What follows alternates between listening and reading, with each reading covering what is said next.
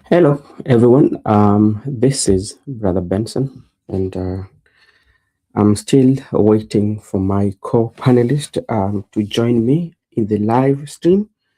Waiting for Mr. Miguda, and also waiting for Makobura Joseph and Musimamo, so that we can have conversation today.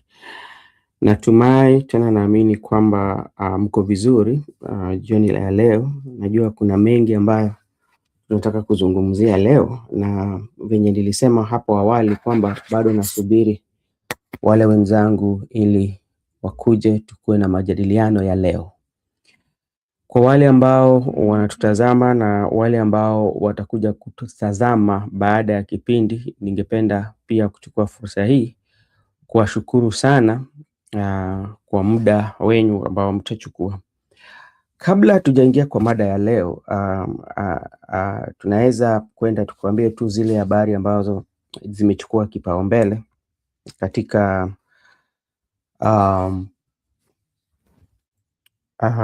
kwa saizi. Unajua kwamba kuna matokeo ilitokea ya wale watainiwa ambao walifanya KCSE 2025 results. And this is what is in the headline. Kenya's 2025 KCSE results show more university qualifiers amid equity concerned. Inasemekana kwamba kuna idadi ya wanafunzi wengi ambao watajiunga na chuo kikuu, lakini kumbuka hali ya kufadhili ama hali ambayo inatumika kuwasaidia pale, pesa ambayo inatolewa kwa serikali, labda tujue sijui itakuwaje. Ndasoma hii Kenyans 2025 KCSE exam saw 993,226 candidates, with girls outnumbering boys for the first time at 501,114 to 492 and 19. Education Secretary Julius Migos Ogemba released the results showing 270,715 students, that is 27%, achieving C+ or above for direct university entry, up from last year 246,391 university entrants, up from last year that including 1,932 straight A's performance, while national schools dominated top grades over a third scored D or below, promoting debates on elitism, tribalism, and calls for local quotas to top institution that President William Ruto dismissed. So that is the ministry. Let's see what Bonnie Alwale says. Dr. Bonnie, as they say, if you want to kill a dog, start by giving it a bad name. Listening to Rigathi with sobriety, he actually raised a valid and not a tribal point. I strongly believe national schools should reserve 30% admission slots to the students from local communities. As for the use of NCDF by MPs and for extension devolved funds by governors from the former northern frontier districts, let us not sugarcoat anything. These leaders are the problem, period. Look at this Kotulo Model Girls Secondary School in Mandera. And you know, this is a conversation yesterday we had, especially concerning about what Rigathi Gachagua said when they were in the funeral, concerning about the placement of students, whereby the quite majority of students, especially, you know, the way he was reasoning, and Bonnie Alwale too is raising these issues, because like all these members of parliament or this region, they usually get this money. But if you look at a secondary school that Bonnie Alwale has shared here, and this is a national school, a national school's Kotulo Model Girls Secondary School in Mandera County. Maybe somebody can go to the Google and check that. So this is what Rigathi Gachagua was talking about, and Bonnie Alwale says that we should not sugarcoat this. Let's have a conversation that that really puts the leaders at the frontier district coming from this area so that they can at least show what they're using the CDF money. So that is another thing that I'm also seeing here. The online has been dominated by the performance with quite a number of students. We are impressed that out of 900, yeah, this is what President William Ruto has said. Let me see. The truth is, this is Ledamo Lekina. The truth is, Kenyan obsession with top schools is misplaced. Our glorified national schools are relic that fuels elitism, tribalism, and equality. While parents fight for sports at Alliance or Mangu, most children are left in underfunded schools that barely functions. Every county deserves schools just as good. But until we scrap the national schools mindset and focus on fair funding, quality teaching, and equality, we'll keep pretending few success stories mean the system works. It doesn't, not for most Kenyans' children. So that is something that Oledama Olekina is raising. But like, even if we do away with that, we are looking at the infrastructures of the school. Who is responsible for the infrastructure of the school, especially when we are talking about national schools? There's a reason why these schools were given nationals. Even he might know wherever he is, he would like his closest family friends, or even if he have a child, he would like to go to national schools. And that's why you find the majority of the leaders that we have, what they do with their kids are taken to schools that are international schools. Some of the leaders actually that are talking, if you look at their background well, their children do not attend public schools. They attend these international schools. Then from there, they go for further studies outside the country. They never go through our educational system. But like when it comes to public, they will be very, very, very come and give us lectures on what we should do. And if we are talking about even funding, let us make it equal so that we have a very good infrastructure of the school. Miguda, how are you doing? I'm good, bro. Can you hear me? I'm Yes. doing good. Mm-hmm. I also received the news. I was a bit out today. I Yeah. was outdoors, so I've never got access to more information. I've just Yeah. heard from the people or where I was. I was on a certain funeral, so I have not got a time to get what I've just heard that exam has been released, but I've never get any information right now. Yeah. Okay. The information is that the KCSE result has been released, and from the education department, it seems that we are going to have good number of students that are going to join campus this year. And from the look of things, this is what next CEO David Njege, a total of 993 226 candidates sat for the election examination in 10,765 secondary school. And there's a lot of quite number of the students will be joining campuses, a lot of them. So we have now to look at the funding model and how the government is going to deal with that. But if you look at the population that is joining, that have performed well, this is quite a big um, big number as compared to last year.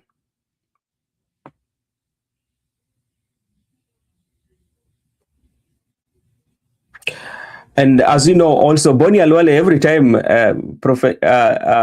Alwale, Boni Alwale, every time Kenyans do these exams or have these exams, at least Alwale lazima kuwe na mtoto, na naona pia amepost hapa. So Alwale, Boni Alwale, somebody is patiently waiting for Boni Alwale, Senator Boni Alwale annual update of his sons and daughters. Saizi ndio huwa Boni Alwale huwa anatupatia update, na hapo Alwale hajakosea.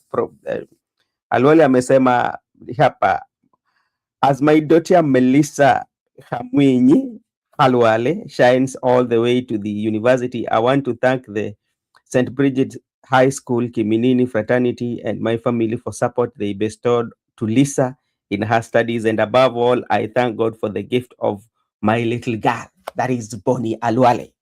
Update ndio hiyo.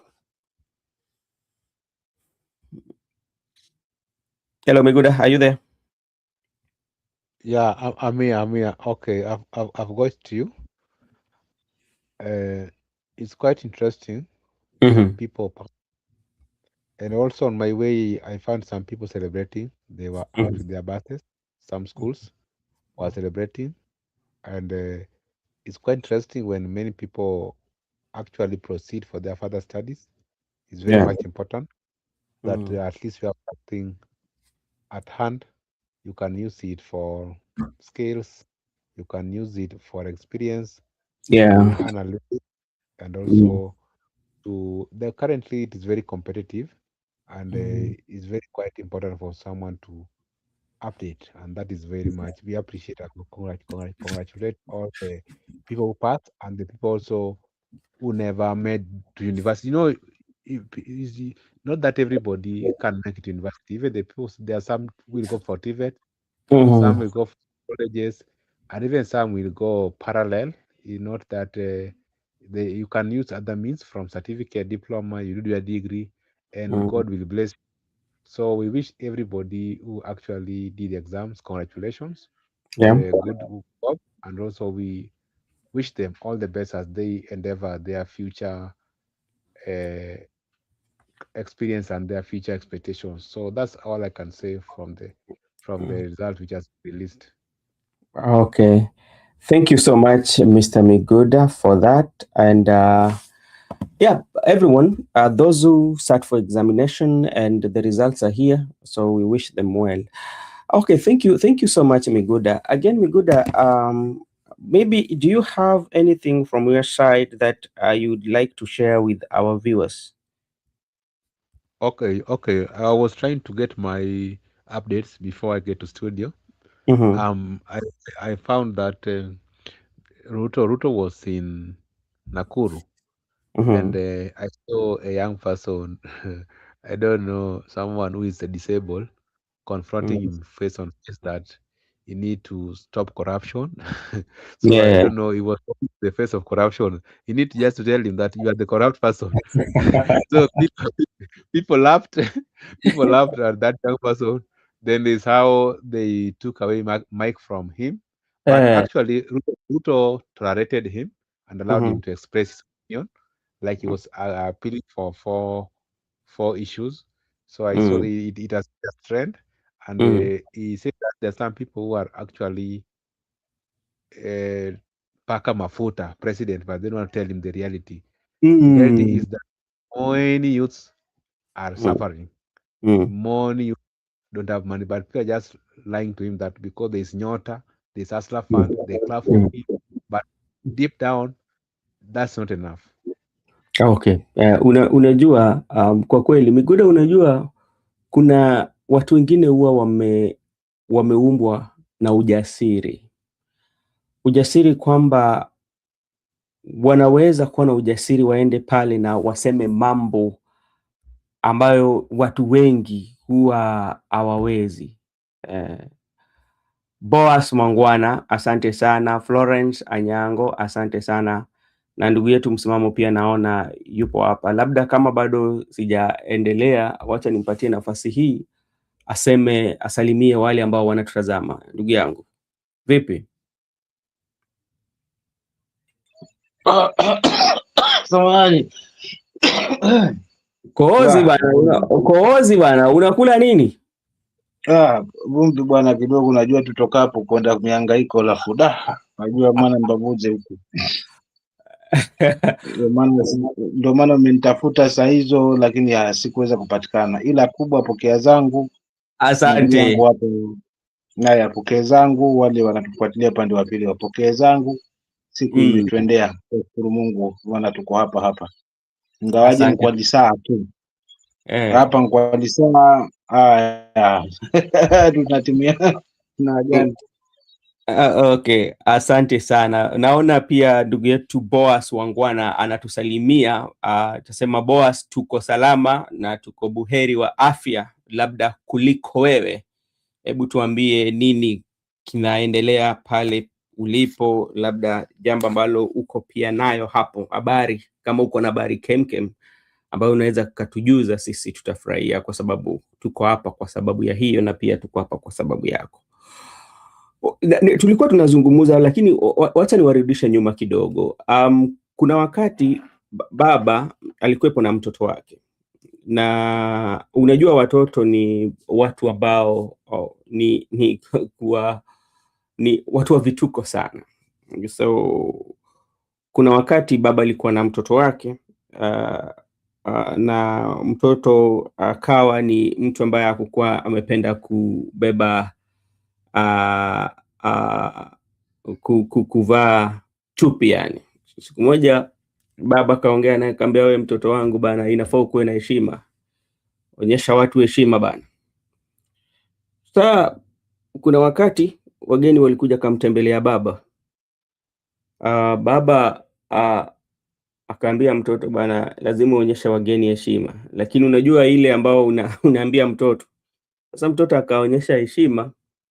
Ndio nakwambia saa zingine inafaa tumakinike kwa yale ambao tunasema pali popote tupo, na vitu ambavyo tunaambia watoto wetu. Naona hapa ni okay, it is me Shaima using another phone. My question is, what do I analyze on Mama Ida vote of thanks?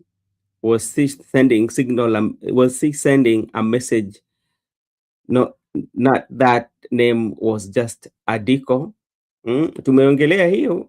He was sending a signal message, because like everything in politics, they are done to fulfill or to suggest or to give you a direction. So, and remember, after that, there was a meeting that was held between James Orengo and the likes of Babu Owino, and also Junet Mohammed went to Oburu Odinga and knelt in the office. I saw that picture going around. So that is something that is there, and I will talk to you because I have your number. Makobura shared your number with me, so that's okay.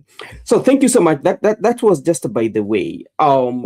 Gentlemen, the discussion of today is why ODM will fall sooner than we think, and the reason why I'm believing that ODM will fall, not fall that it's not going to be in existence, but how weak ODM will be.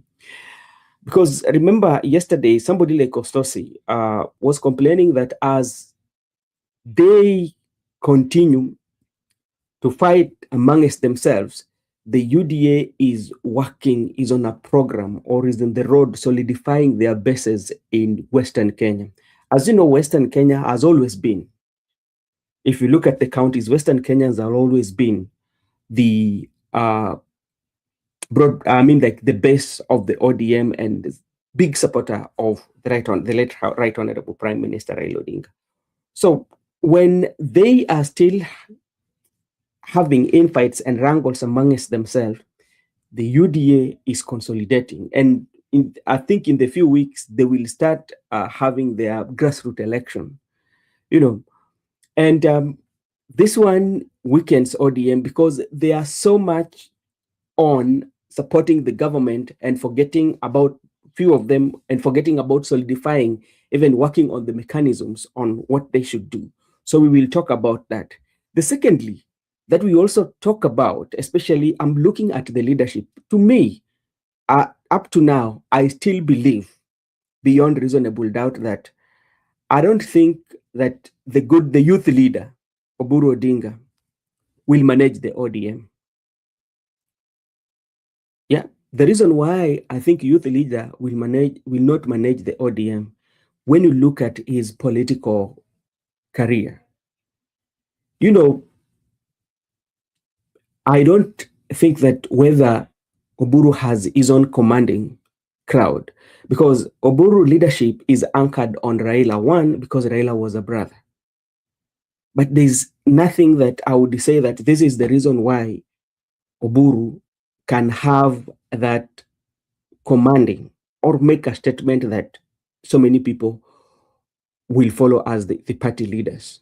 That is one. Secondly, again, on the young Turks, who are the likes of Babu Owino and Sifuna, because if they're not given a chance and they're going to fight with the altar, it will break into two. And that one, what does that one mean? That one will mean that there's a majority of them that will go with people like Sifuna. There's a majority of them that will go with the wing of Wanga, especially those who are supporting the broad-based government. At the end of the day, that one is going to make ODM weak. Another thing, so that those are two questions. We're talking about the consolidation of the party. They're not consolidating, they're fighting of positions while they're not thinking about consolidating. That is going to make them fail. We've talked about also the leadership of Oburu Odinga. How influential or how impactful is the leadership of Oburu Odinga to ODM? Two, there's also the fight of inheriting the fan base, the diehard of the Right Honorable Prime Minister Raila Amolo Odinga. With all these leaders, everybody who wants to move, because it is that everybody wants to have those followers. If you listen to what Gaujo is saying, he also say that, talking about people from Nyanza, and he's advising the president, these people are brokers. No, go directly to the people. They will, if you listen to these brokers, they will not listen to you. So that is also something that we are going to talk about, Miguda. The support base of the Right Honorable Prime Minister Raila Amolo Odinga, whereby people are fighting for that. Then let's talk about the Raila and the ODM, because the people who've also have argued that ODM was Raila and Raila was ODM. So without Raila, there is no ODM. And that's why there are people who did not believe in the ideology of the Right Honorable Prime Minister Raila Odinga, but they believed in his umbrella, the wing that he had, that you can survive under his wings, provided that you could say that, okay, I'm supporting Raila Odinga, but they did not believe on what do ODM stands for. So that is a conversation that we are going to have today. Also, I was following up on an interview that was held by Eli Kreatif and Marco Ure, and I had him. He said that he doesn't have any problem with anybody, the leadership, but he has a problem with Edwin Sifuna. So Sifuna is the target. So when will this one end? Thank you so much, Mr. Miguda. So maybe let's start with let me see sorry, Miguda, let me just read what is Kasongo saying about these wrangles in ODM. I think he said he won't let ODM split. Now, it's working for his advantage. Now, what do you want him to say? Because the more they have these infights, the weaker they become. Is getting that opportunity, because like politics is all about opportunity. Anytime you see where there's a weakness, the more ODM is divided, the more powerful the president, especially the UDA, will be gaining traction, because so many people will decide to go with the UDA, and that one will be advantageous to the president, because who does not want quite number of members of parliament, and his always goal is to make UDA a very strong party. And Miguda, maybe before I forget about the lifeline of especially the political parties, if their face value, the people who represent their face value, get out of the picture, their survival is usually very minimal. You look at that, what happened with KANU. KANU went until today. KANU is not a political party that you cannot command, cannot command, let's say, population. Like the people who were elected in KANU, I don't think they were elected in KANU because KANU was the favorite party, but they were elected because of their track records. That is what I believe. So when you look at even ODM, what is the ODM lifeline without the picture of the Right Honorable Prime Minister Raila Amolo Odinga? So, Miguda, those are the things that we are going to talk about. Okay, those things are very fundamental right now. You understand that there is wrangles in the party, and it's only ODM, and the fact that Raila Odinga is no more. People have concentrated in ODM and its future. You find out that there are so many things that have happened before. Co-accusation from the ODM within, people co-accusing each other, and even you have cited the young man having a problem with the current SG, and even it's just extended an olive branch for the people. Those are interesting time because there can't be a smoke where there's no fire. It means there's something happening somewhere. And to bring it to closure, the reason why it's sometimes very difficult is because even when they gave Oburu Odinga 10% among the presidential candidates, Oburu was given 10% by Infotrack. I tend to disagree because Oburu Odinga has never even uttered that he want to become president since he was born. He has always he has never even have a support base. That this base is Oburu's base. Kalonzo has been having a base, but now Oburu was ahead of Kalonzo. Kalonzo was given 4%. So you wonder, since when did Oburu become 10%? And then and Oburu has always been close to Raila. You know, Raila factor is quite different. It was him. Even if the father or the son can't be closer to where he was. Remember, even people are saying he outshined the father Jaramogi. Even the Jaramogi was never given that befitting send off that was given to the son. So people are unique, and people tend to have different existent as per the nature dictates. Therefore, the fact that you are a politician doesn't make your brother super politician. If you're a mobilizer, doesn't make your brother a strong mobilizer. People are gifted differently, and what you can do is not what I can do. And Oburu, even at that stage, you find that Oburu is age is not on his side. You know, when someone like Raila had passed away, there was that urge that it was the young people to take over. Like what happened when Jaramogi passed away, Raila was a bit not old, so he took off from the father as a young person in that time. So it's always nature of order that when old people goes, it is the young people who take over. But now this one is contrary with that an old person has just left us, then an old person has just replaced. What's the future of the young people? What's the future of the younger generation? That's why there must be some rankles. So I don't think Oburu was the proper person.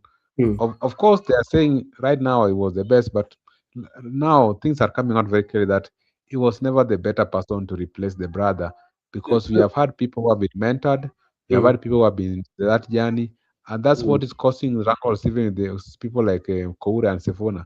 But Koura and Sifuna, those are just small words, because I don't understand that. I don't think that Koure can match Sifuna. That is far fetched. Before that one happened, you understand that there was this lot that Koure was made to mark Babu. He was being given Babu, and after they realized that he cannot match Babu, now they have switched to Sifuna. He cannot match Sifuna. Those are people who have been there for a quite long time. There are people who have support base. If Sifuna speaks for a certain constituency. When Babu speaks for a certain constituency. Sifuna has been there and a commanding base, and there are some sacrifices they have made. They have been confronting the head of state head on, and they have also pointing some uh, corruptions, allegations. So these are people who have come far, and you cannot compete them with the younger person. So I think the young person need to take time before engaging that war. Okay, I know there's quite a number that I spoke about, and we will discuss them. And let's start with the leadership of Oburu Odinga. You know, when you look at the leadership of Oburu Odinga and how things are happening in ODM, do you think Oburu has can call to order what is happening in ODM and bring that unity amongst the ODM, especially when you look people like Babu Owino who say that we want NDC so that we can elect those leaders that we want.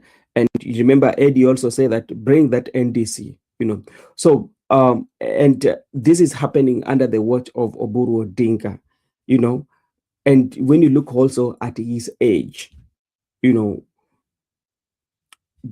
you think he can handle this? Because it will get messy.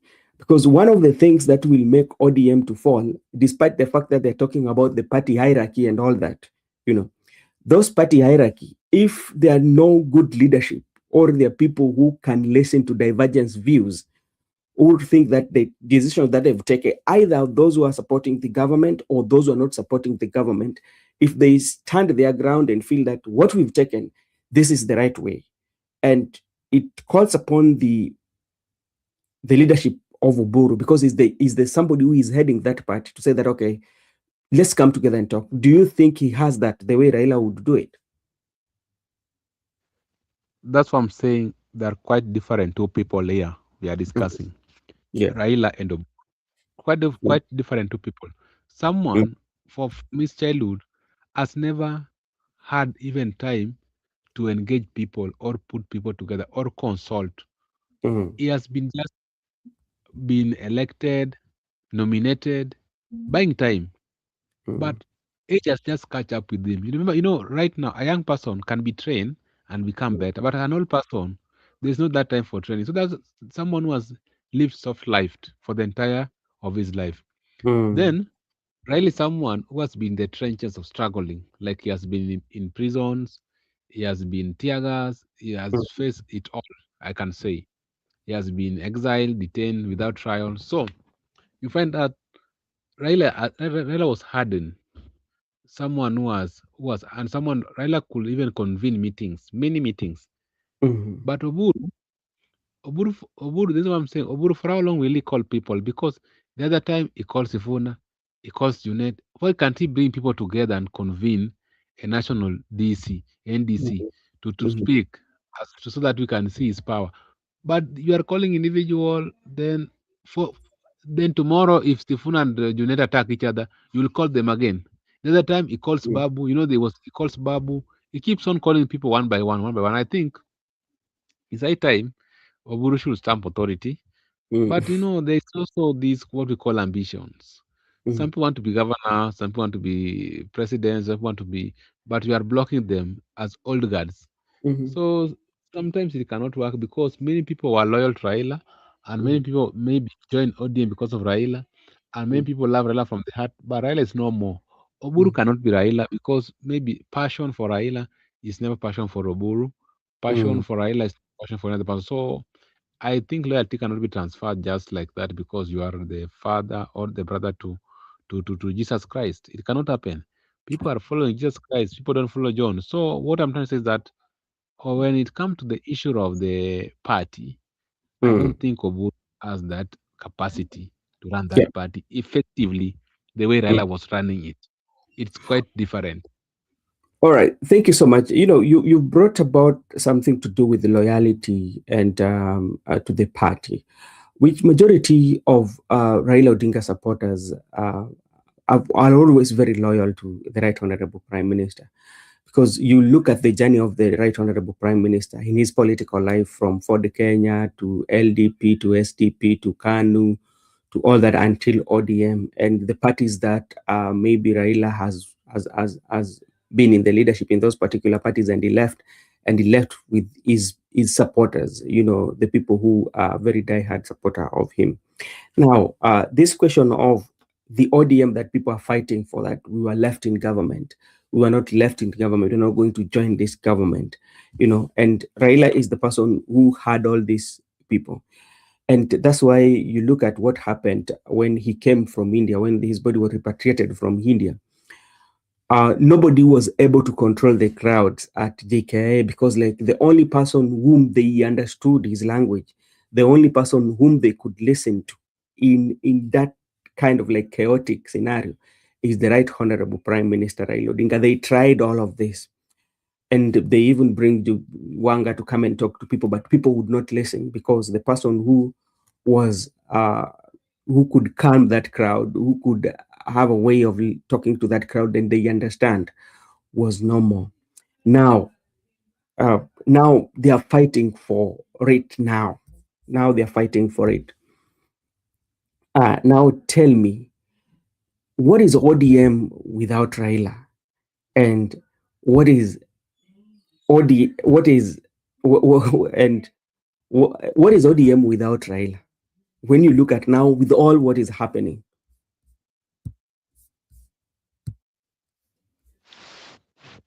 ODM without Raila, first, there's freedom because Raila used to carry out some activities as a leader without sometimes the issue of certificates, even the issue of disciplinary. He used to take actions by himself. And also, there were people who could be the inner circle. They could take advantage. The fact that they are closer to Raila Odinga. Yeah. Now they could sometimes mistreat their colleagues or mistreat their fellow lawmakers. You know, when we are all MPs, the fact that you are not superior than me. All of us are state officers. But the fact that you are close to Raila, this is how you are mistreating me. When it comes to the issue of committees, Yeah. I'm not being given any committee because of my divergent views. Even the way the Otinda Molo was removed from Justice and Legal Affairs Committee, because the people were in a circle of Raila. Otinda Molo is competent, but the fact that he disagree on the constitutional amendment, now it's being removed from that seat. So those are things that I'm saying. People have gotten freedom because right now there's no Raila you can run to. The people who are not strong leaders, the people who are never tough, they used to run to Raila and cry that you see ABC. But right now, you cannot run to Rahim, he's normal. Go to the people. It's the people who listen to you, not Raila. Raila could listen to you, even if you are unpopular. Then after giving certificate, you will be elected. But right now, if you don't have the good rapport with the people, there's no Raila will come to carry your hand. There's no Raila will appeal to the people to vote for you. You must appeal by yourself. So those are the things I'm saying. ODM without Raila, I'm seeing a certain freedom. And also I'm seeing whereby people are now expressing their views without any fear. Because sometimes if you could have dared to express your view, you will hear disciplinary committee, you are being taken through disciplinary committee process, so on and so forth. So right now, I think the people are at liberty, and that's how democracy also developed with time. Because in democracy, we are not building what we call monarchy, or we are not building what we call. It's not more of a monarchical system. It is whereby at one point in life, a leader must exit the stage and new leaders must emerge. So, by natural occurrences that he passed away, there's that space that allowed natural existence of new leaders. That's what we call democracy. So, in terms of democracy, I believe that it is developing because we can't have somebody for eternity. We need to revolve the leadership of the country. And that was also applied to Raila Odinga alone. Remember, even there are people who are not the members of ODM who used to go to parliament because of attacking Raila. Now Raila is no more. You must explain to your people why are you interested to become MP, because Yeah. you don't have someone to abuse. So I think in terms of accountability and also in terms of putting leaders to task, it has worked effectively. But lastly, also I'm seeing a scenario whereby ODM without Raila cannot stand. It is only he who could make all those function to work. But now without him, people must separate because there are people who pay their allegiance to him, and there are people who genuinely never loved him. It was about because they just wanted to be in power. Now they are doing things just to please him for the sake, but deep down they are in politics for their own interests. They're in politics for their own self-interest, but not even for Raila Odinga. So, but the fact that right now it's not in the act, they are now following their interest. They are no longer following what Raila could have told them. All right, thank you so much. I can see my good friend Joseph is here with us. Joseph, how are you doing and how is your Friday? Uh, Thank you, Brother Benson, and good. And I can see Msimamo has joined us. I want to greet you this evening. I've been doing fine, quite well. I've been checking right now. I've been checking at Kiharu constituency. You know, I am always a friend of Didi Nyoro, and I can see he has put CCTV in a school. People are telling him he's overdoing now. I think already we have reached to. Where sasa where unachoma bwana? He has put CCTV and he has given them cookers and fridge in a school, and he's saying he's overdoing. Nimeona pia wanasema ana overdo sasa, kwa sababu mambo ikifika hapo shule mnapatiwa mpaka CCTV. I think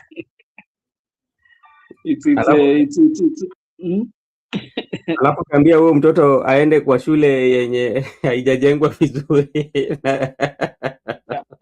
Hapana, by the way, that one is something that needs to be discussed because it is a very serious matter. It is not a very, even if you like Kalshago or you hate him, that one is an issue that needs to be addressed. Because we cannot be having leaders being given money equally, but in other places you are finding that the projects are not being done. And you are being given a lot of money in your county. You know the reason we came with Majimbo. Majimbo was supposed to equalize everybody in Kenya. So when you're given the kind of share you're given, and most of many of the counties, I was seeing a statistic which was being done, they have been shown that they are being given even almost to 12.2 billion. From even that Muranga County, you're hearing they are doing, they are building their schools and what have you. So it is a wake-up call. It might be you're looking at Gachagua, just look at it out of politics. If you look at it out of politics, you will understand that Kenya is at a crossroad with these leaders. The leaders need to work. And if they're not going to work, people need to put them in check. Whether it is Gachagua we say, whether it is Joho, whether it is Wandai, whether it is who, I welcome any thought of people discussing now development and infrastructure in certain counties. That one is a topic I like so much discussing.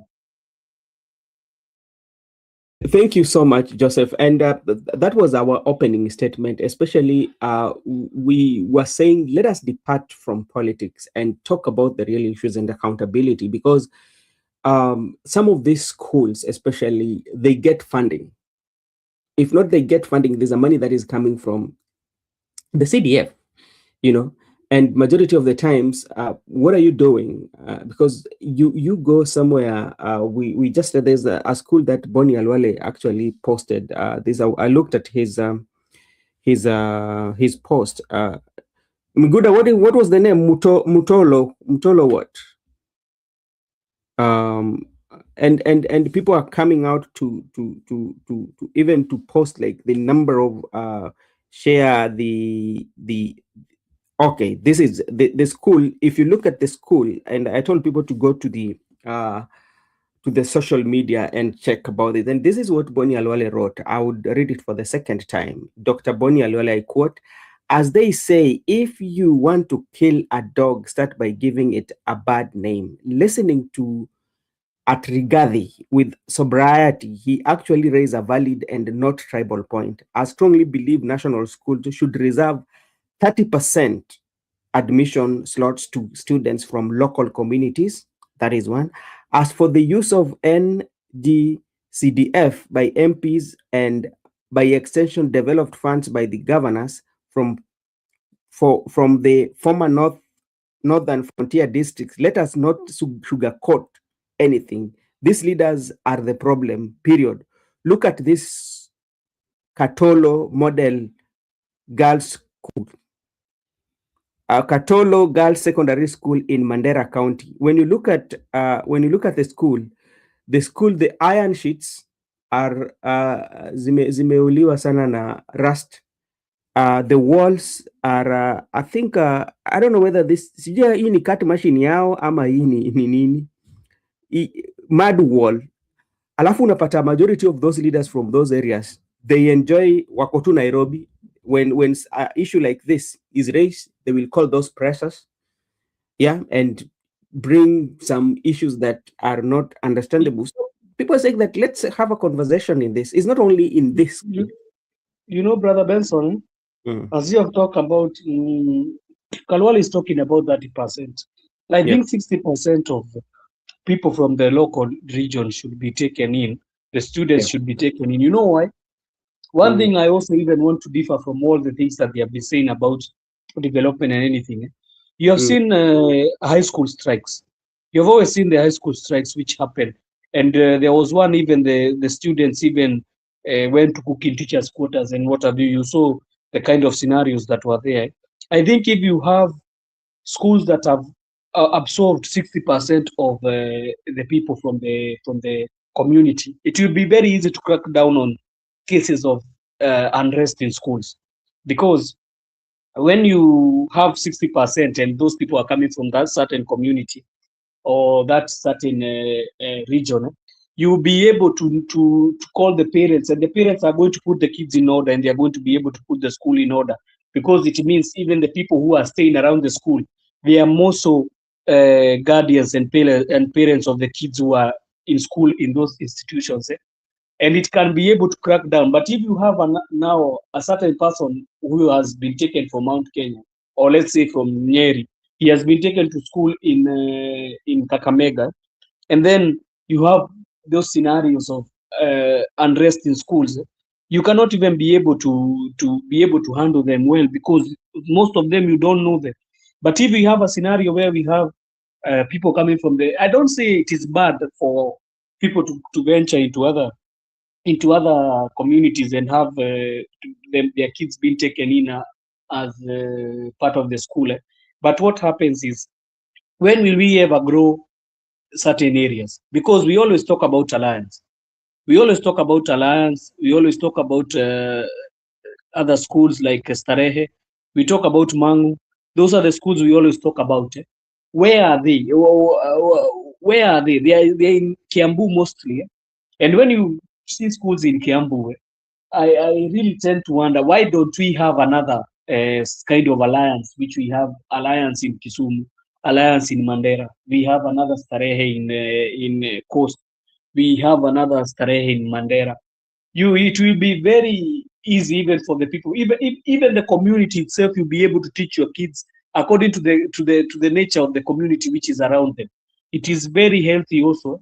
But I think even in certain countries, I think Brother Benson, even you can be a witness to this, that in certain countries, when you are called according to the region that you are and the place that you are more so.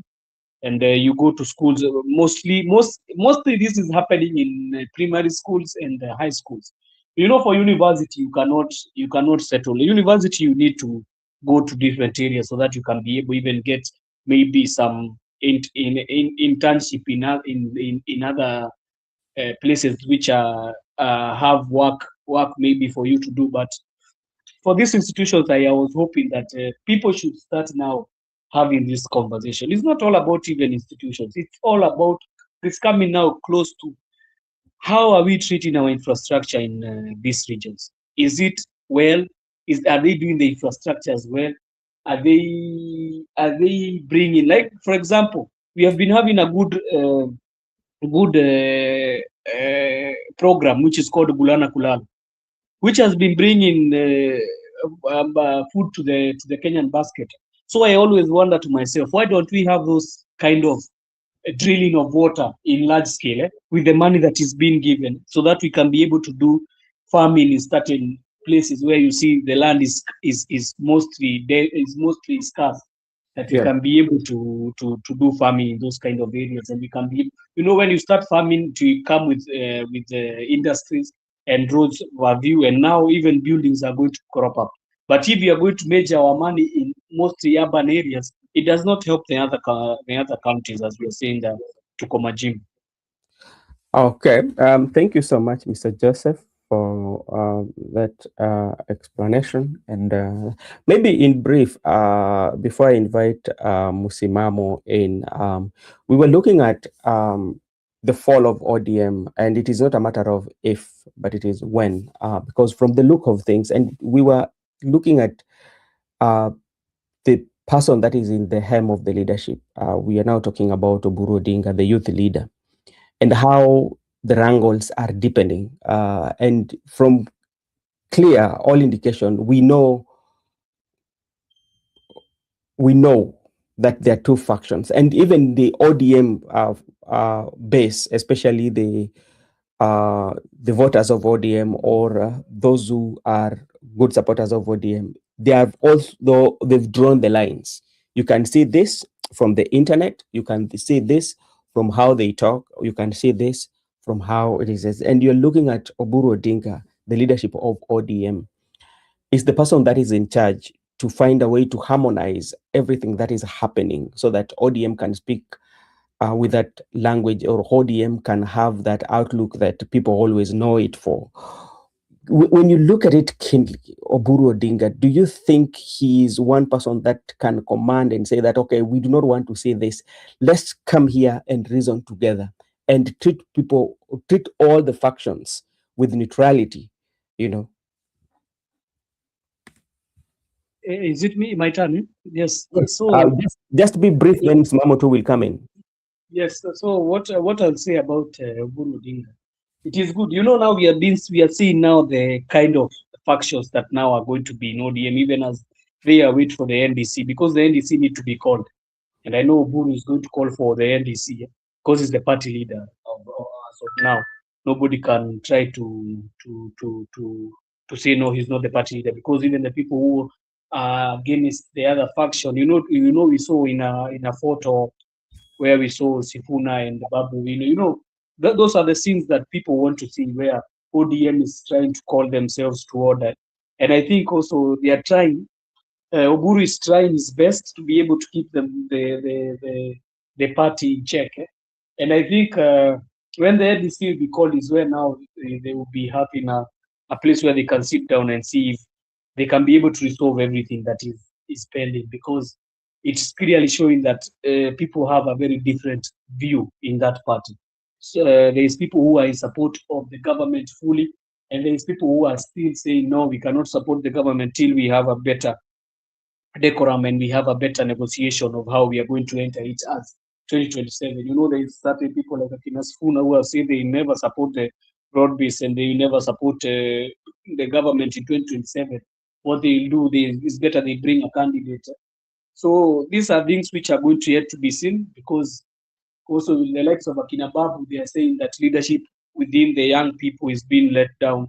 They are not being given a chance to be able to hear their voices.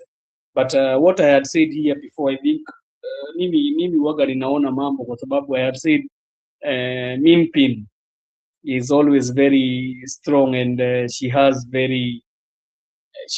a say in ODM, even as you see, as they were marking Raila at 81. She still has a say in ODM, as other people have a say. And it needs to be heard also, because even Orengo, I think Orengo has taken a turn. If you see, Orengo was in that meeting, but have you seen Orengo in other meetings that have been called for? The last meeting we saw Orengo was the one in Mombasa.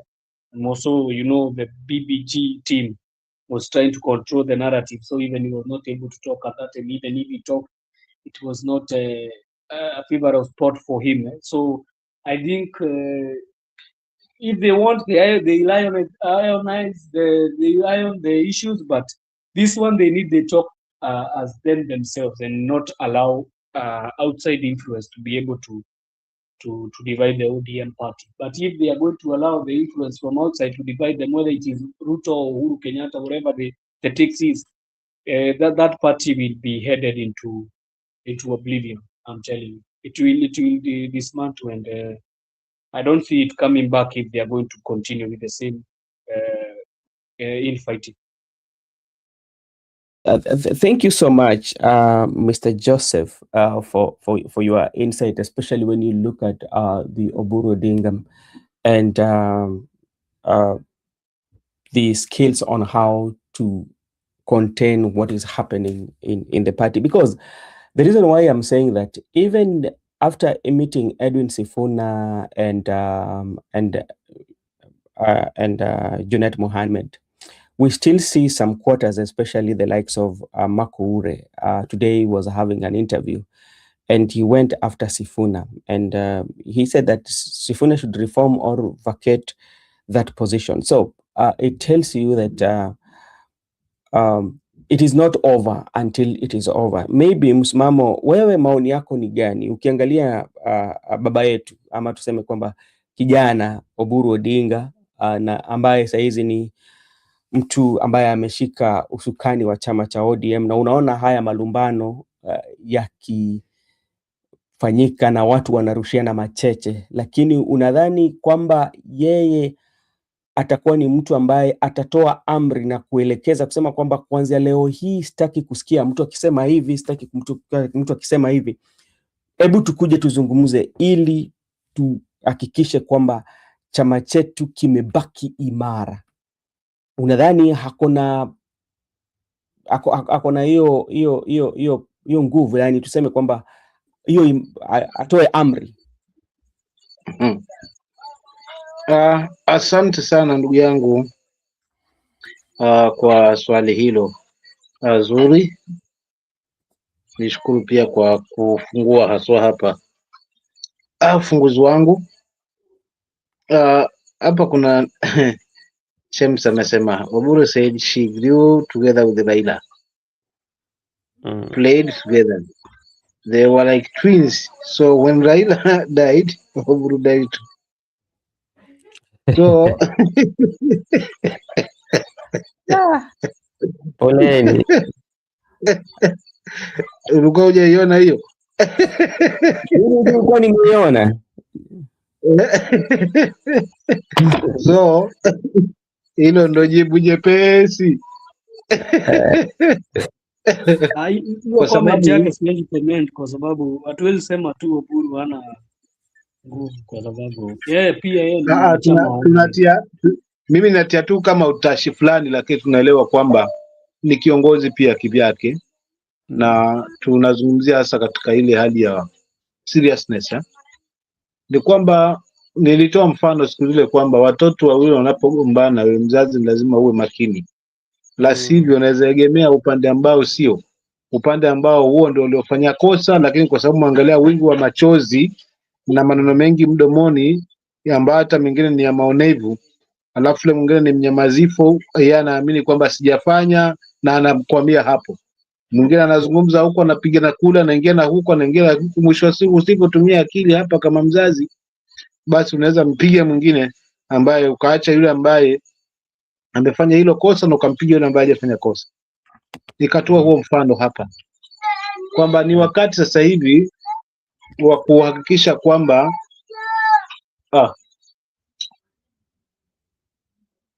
pole kakangu,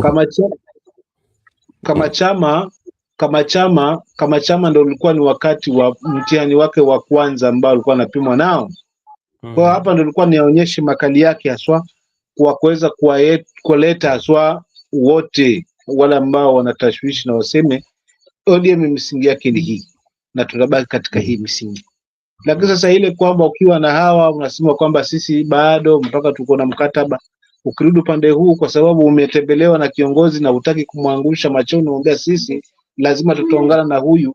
So hiyo kaleta kidogo wasiwasi kwamba, lakini pia vile kutuliza hili joto haswa imeshindikana, na palipofikia ni Mungu asaidie tu kwamba ODM msije kazama tu, ama ikiama ni kuanguka basi vianguke kwenye mikono salama ya wale ambao wanaamini wingi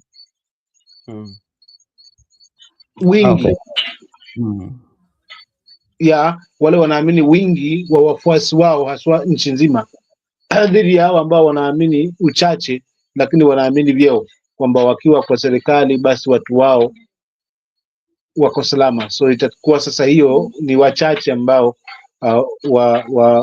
wanafaidi hapo. Lakini cha mwisho kabisa, unajua siku zote unapomfukuza mwendawazimu na nukuu maneno ya Kioni pale alipokuwa anahojiwa kwamba hapa tuna shida moja ambayo lazima tuiangalie. Yeye amesema hivi, nikimnukuu maneno yake, amesema hivi, mfano uko mtoni unaoga, alafu mwendawazimu aje akamate hizo nguo naende nazo. Sasa katika hali ya kufukuzana na mkuza ukiwa uchi, sasa mtu akikuona pale mbele atasemaje? Nani kati ya yeye katika wewe na mwendawazimu, nani mwendawazimu?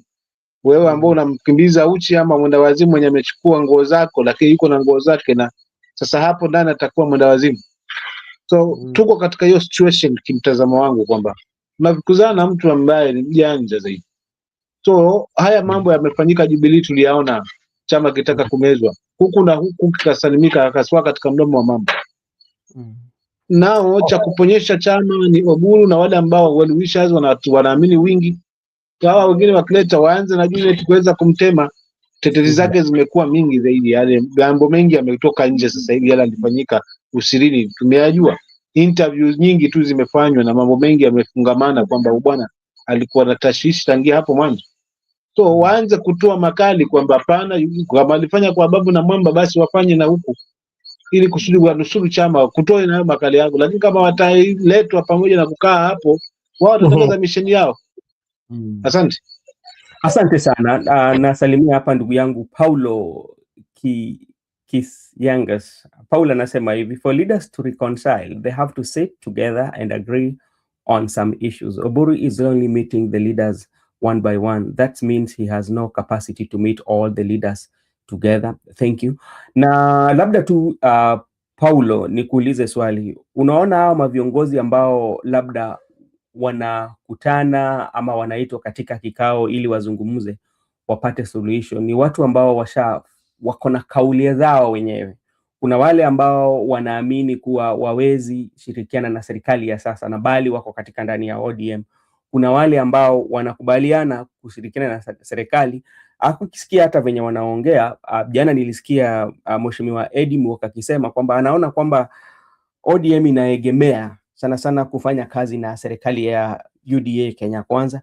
Vile vile leo pia nilisikia Kasmuel kwa ajili ya maongezi yake ni vile vile inaelekea huko.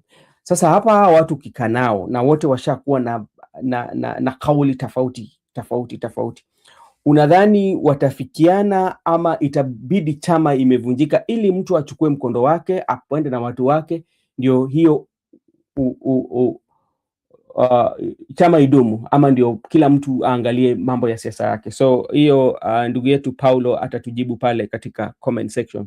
Miguda, wacha nikuje kwako, kwa sababu swala ambalo tunauliza ambapo tunasema kwamba ODM ni chama ambalo labda itasambaratika na ianguke, si tu kwa sababu inafaa, lakini kwa sababu watu ambao wamepatiwa nyadhifa za viongozi. Hiyo ni moja. Jambo la pili pia, tukiangalia historia, ukiangalia KANU ilikuwa ni chama ambacho ilikuwa na nguvu sana, lakini wakati Moi alitoka kwa siasa, ni kama chama cha KANU nguvu zake ama usawishi wa KANU ilipungua pakubwa sana. Angalia PNU pia vile pia. Nataka pia uniambie kwa wale ambao wanataka kuendeleza kukua katika chama cha ODM, unapata kwamba chama sana sana wenye ambao wanakuwa walikuwa ni kama wasugu ama yule mtu ambaye alikuwa amesimamia chama, wakitoka kwa siasa, vyama hivi vinakufa. Unapata kwamba watu wanaanza vyama vyao alafu zinakuwa inaenda vizuri. Kumbuka Raila alikuwa kwa Ford Kenya, ikashindikana, akaanza chama chake kipya, akaenda nao akatengeneza njia ya siasa yake.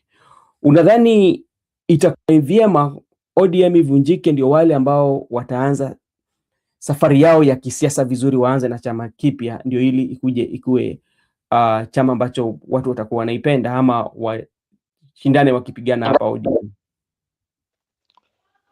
Mimi niko na mtazamo tofauti. Okay, sawa. Na vile mimi natazama hiyo swali lako naipatia jicho nyingine. Nasema hivyo kwa sababu tumekuwepo, umependa mfano kwa KANU, lakini mimi ningependa kupenda tu mfano kwa ODM. Tangu tupate uhuru kama Wakenya, hatujawahi kuwepo na ODM. ODM imekuja hivi karibuni hapo miaka wa 2005. Sasa ODM kilikuwa ni kile chama kilikuwa na umaarufu kubwa sana wakati huo wa kupinga katiba, ya kwamba tukasema katiba no, hiyo chungwa na ndizi. Vile vile watu wakaipenda chungwa na ikakuwa chama, na vile vile wakafanya ile kampeni kali sana mwaka 2007 mpaka sasa hivi. Sasa mimi kwa maoni yangu nasema kile kitu ambacho kiko kizuri lazima mwishowe ikuwepo, kama tu safari ya binadamu. Unapozaliwa mwendo polepole mpaka mwishowe unakufa, yako unakwisha hivyo. Mimi ningependa kusema kwamba vile ODM ilizaliwa, ilipendezwa, watu walijiunga wengi, ikashika Kenya nzima. Vile vile hivyo wakati wake pia umeisha, na kama tu kila kitu duniani inaenda hivyo. Sasa ningependa kusema hivi, mwisho wa ODM si mwisho wa vyama. Juu unaweza pata wewe unaweza kuwa mwana ODM ama mkuwe na hiyo chama, lakini pengine mnapeleka tu wabunge watatu katika bungeni. Kwa mfano, chama cha Ford Kenya ni chama kilikuwa na umaarufu kubwa sana, lakini sasa hivi kibaki kile kiosk cha Moses Wetangula. Wetangula na anaitumia kama kiosk yake ya kubageni huko national politics. Vile vile ODM mwishowe tutakuwepo na yule mtatabaki naye, ya kwamba sasa ODM pengine apeleka wabunge 10 ama wabunge 15, amebaki tu ile eneo la Siaya County pekee. Pengine Kisumu amejiondoa, Migori amejiondoa, hivyo hivyo. Ama pengine kama unatoka Bondo kwao Raila, vile kama unatoka kwao Wetangula, lazima uende na Ford Kenya. Kama unatoka kwao huko Baringo, unapata kuna wakati hata Baringo hapa mwaka wa 2017, 2015, Gideon Moi amekuwa senator hapa na chama cha KANU, na wakati huo unapata Jubilee ilikuwa imeshika, na hata hiyo wakati huo URP ilishika huko Bonde la Ufa, but Gideon aliingia na KANU. Vile vile Jubilee ilishika huko Bonde la Ufa, Gideon akaingia na KANU. Sasa unapata lazima upate hata wakilishi, hata wakati kina mandugu zake wako pale Nakuru, waliingia bado na KANU tu bado, lakini mwishowe KANU inabaki tu chama cha watu chache fulani. Sasa hivyo ndio mimi naona nasema ODM kwangu haitakuwepo na maarufu vile imekuwepo nayo hapo awali. Most itakuwa chama cha watu watatu, wanne, hivyo hivyo kama vyama vingine. Hata sasa hivi Jubilee hawana wabunge wengi katika bunge vile walikuwa nao ile mwaka wa 2017.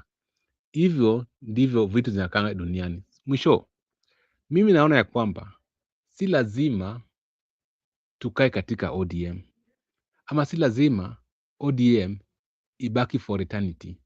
Kwa nini niseme hivyo? Sisi ni nchi ya kidemokrasia, na si pia ni ile nchi huru ya vyama vingi, ya kwamba tuko na ile multi-party democracy, ya kwamba si lazima ati kila mtu akae katika UDA ama Jubilee.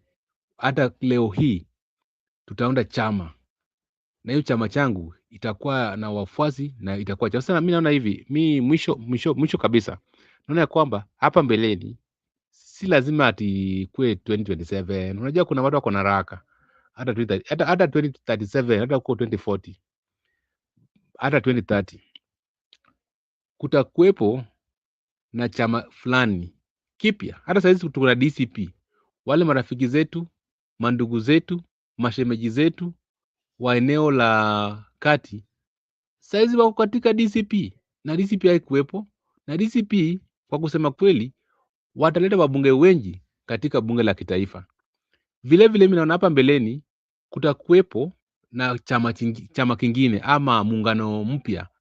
Pengine hata hawa wachezaji wa saizi hawatakuwepo. Kalonzo atakuwepo, Rigiji atakuwepo, William atakuwepo. Pengine sasa kizazi kipya ni sisi tutakuwepo hapo, na tutaamua ya kwamba tuko na chama kipya, tuko na rangi kipya, tuko na mawazo kipya ambaye ina link ama ina connect na current generation. Sasa mimi naona vile ODM ilikuwa wakati huo, KANU ilikuwa wakati huo, wakati wa kina Jaramogi huko kulikuwa na KADU, KPU. Huwezi leta KPU mpaka 2005. Hii ODM hatuwezi sukuma mpaka wakati wetu. Sasa mimi nisema tu ODM huenda kwa samaratika, lakini mwishowe tutakuwa na kitu kipya ambaye si ODM.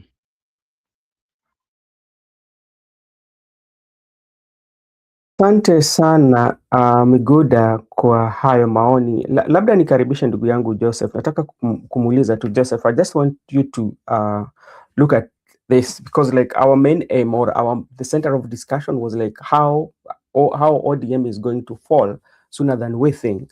Because if you look at the majority of ODM, or if you look at ODM, let's say that they have what you call wrangles within them, whereby they have two factions. They're those for president and those one, but they're not fighting on how to make their party strong, but they are fighting on how they are going to support the president and how they're not going to support the president. Even the 10-point agenda is something that has been forgotten. As that one is happening, yesterday you had Osotsi, he wrote that as this one is happening, UDA is working very hard to consolidate the bases that Raila Odinga had, especially in Western Kenya. Are these leaders seeing this, or they are so much occupied with the positions that they are going to get, and they've forgotten how they should consolidate their party, you know? So how is this one going to make it fall? Because which means they are going to lose members of support base from those areas that they've already controlled for ages. Mm.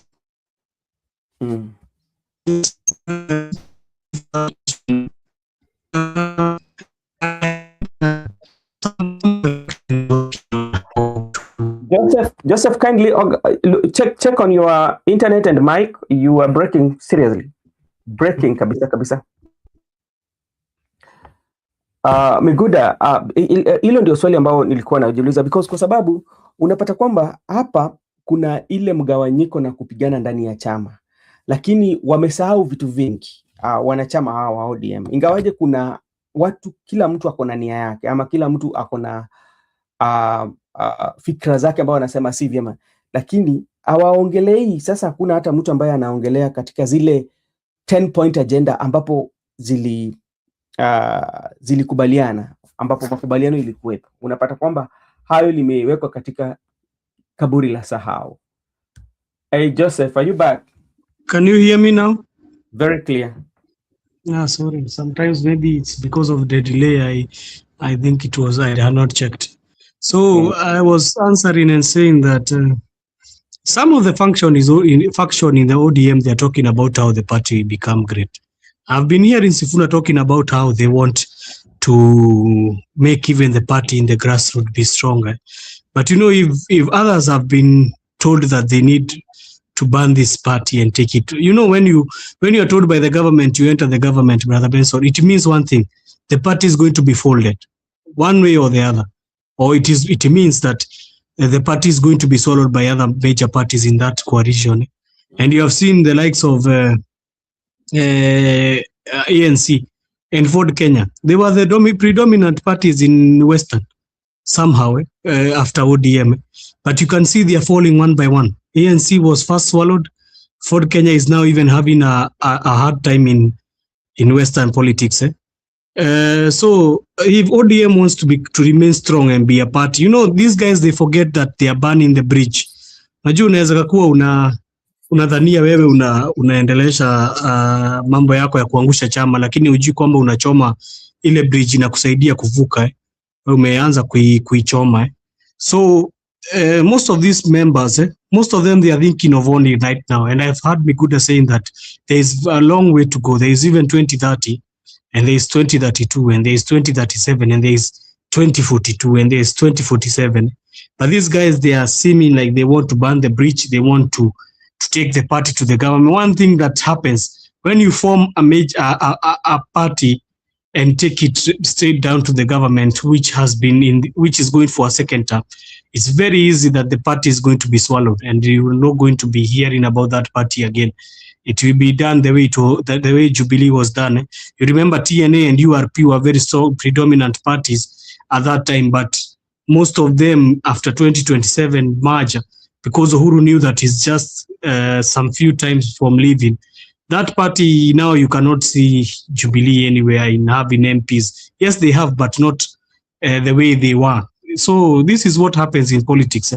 And if they want to do that to ODM, the people who are taking the party to the government, let them be prepared that it will be swallowed. And the legacy of Raila Odinga of leaving ODM intact and to be a party that is going to go even more than 20 years will not be seen. They would have messed up his legacy.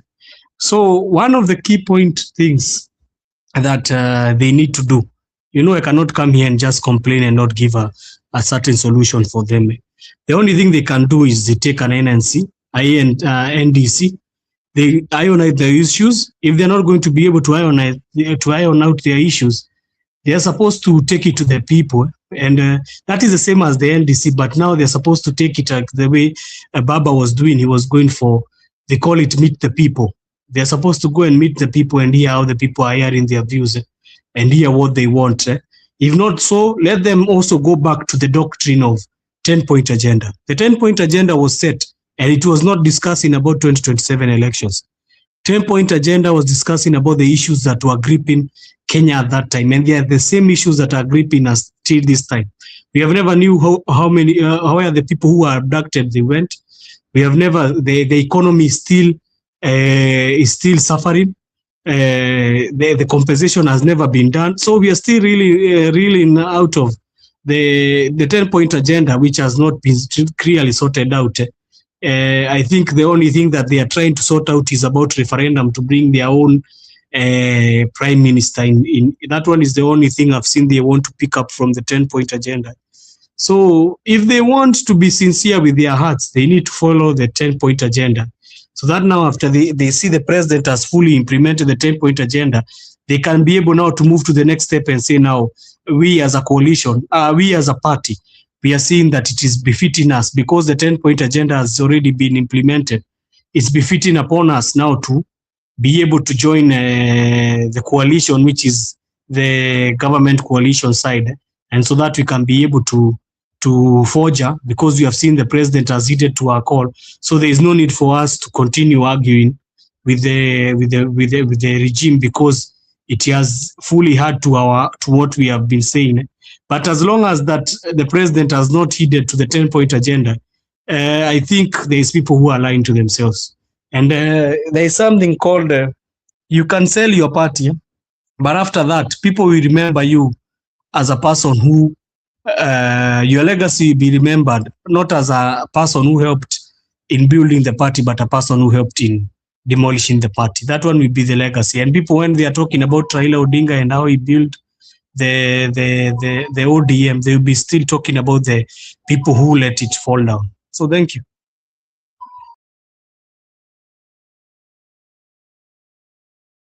Okay. Thank you so much, Joseph. Sijui umepotelea wapi. Allow me to just say hi to everyone who is watching. I can see Paul Okis Yanga. I can see Judith. I can see Boaz Wawana, and can see Florence. I can also see quite a number of people who have joined us. I want to take this opportunity to just appreciate and appreciate the fact that you got time to join us this evening and that you are listening to us. We really appreciate so much. And Miguda, would you kindly just bring me, if you can hear me, Miguda? Miguda?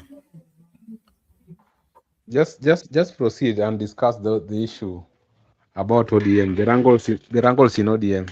You can Would you start kindly from give there. a specific questions that you've tackled? I've just joined now. I've not been following Okay, anything okay. kindly.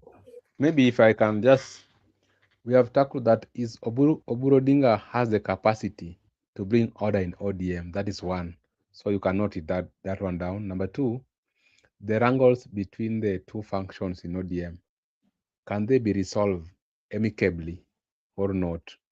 And you can also gauge that, what's the future of ODM? Because it has been a popular party, just like KANU died. Is ODM going to die like KANU? So you can start with those three one as some doing something here. I'll get back to you.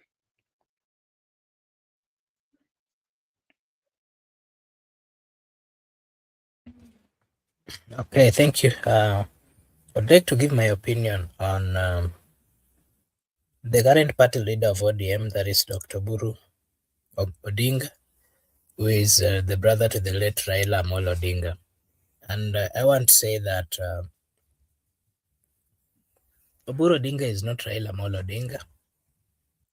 And one thing that is coming out is that Raila had, I've always mentioned here, some special traits, leadership traits that really helped him so much to bring forth the union amongst different people coming from different regions with different views, different thinking, different culture. He brought them together under ODM, and they would all listen to him. After his death, it is difficult for those people that were brought forth and united under the mantle of Raila Amolo Odinga today are not seeing it comfortable being in that particular party. And that is why we've seen quite a number of conflicts here and there, whether it is those supporting the Broad-Based, whether it is those saying it is Broad-Based is a non-issue to them.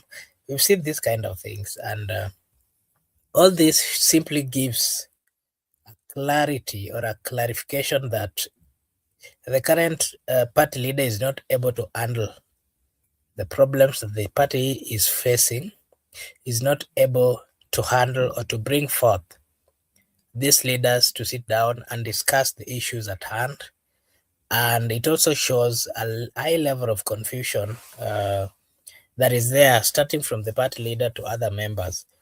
Because it is the party leader who is the head of that particular party who is supposed to give directions, and then that direction is then followed by the members.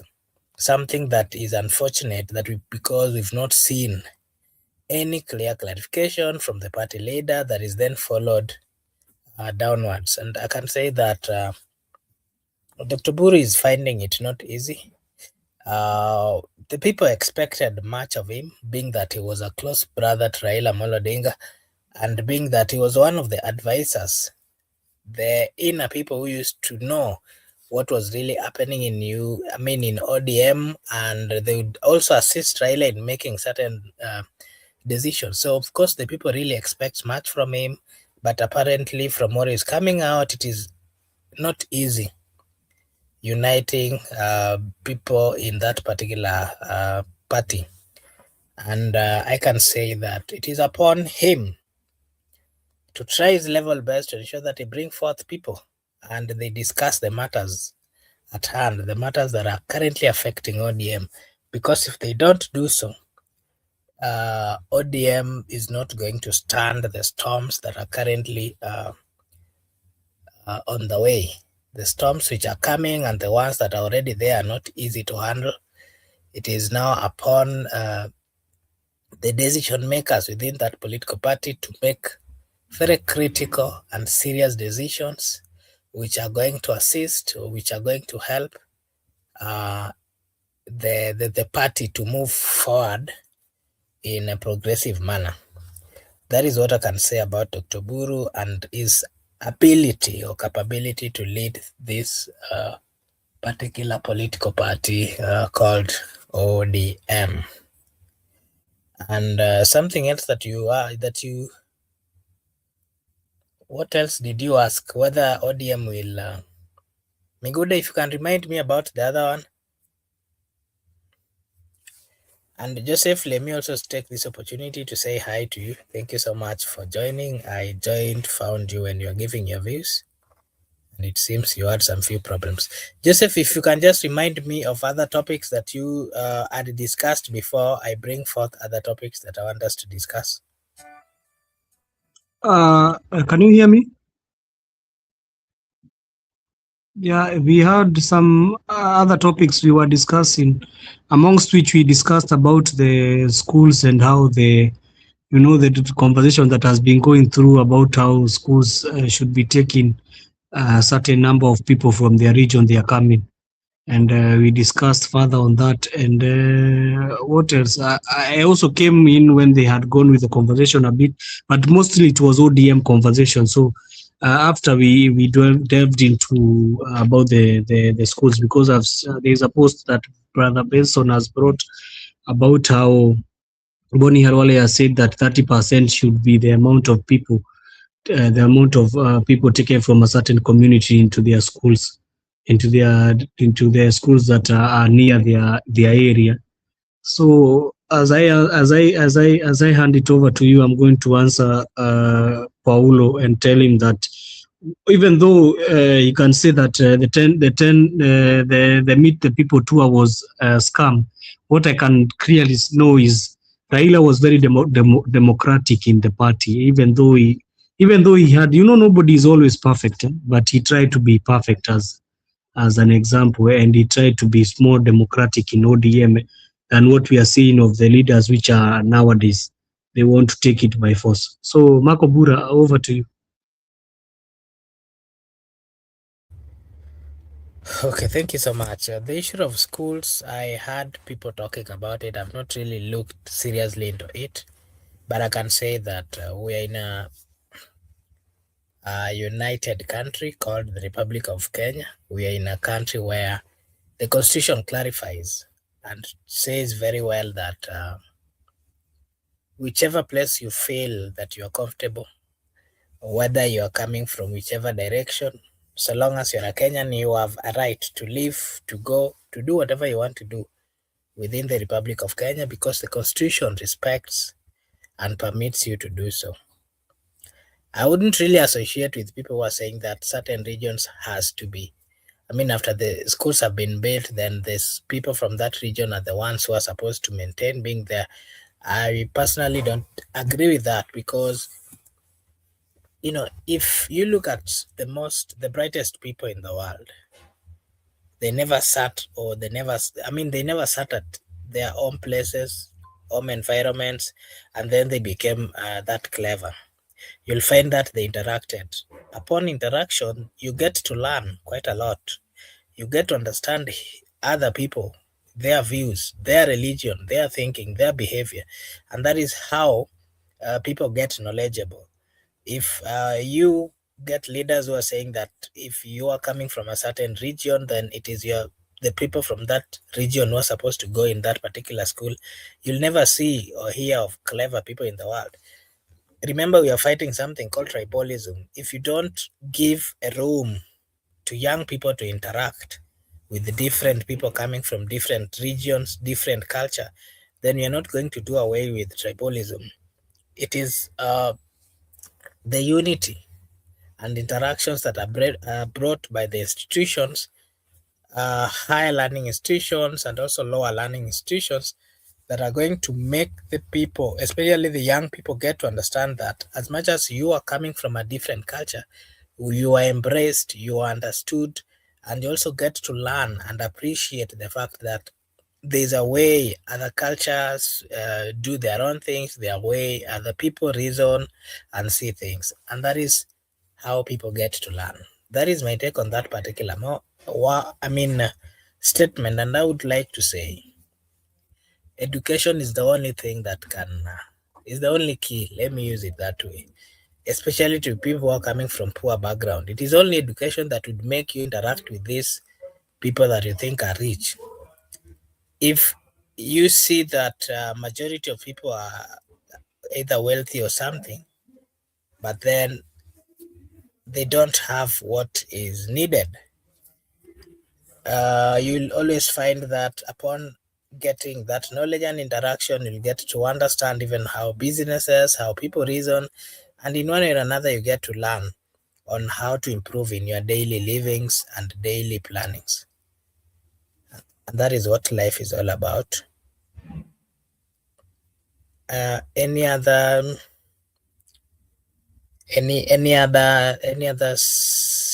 thing that you talked about, Joseph? Or I get to my questions that I came with?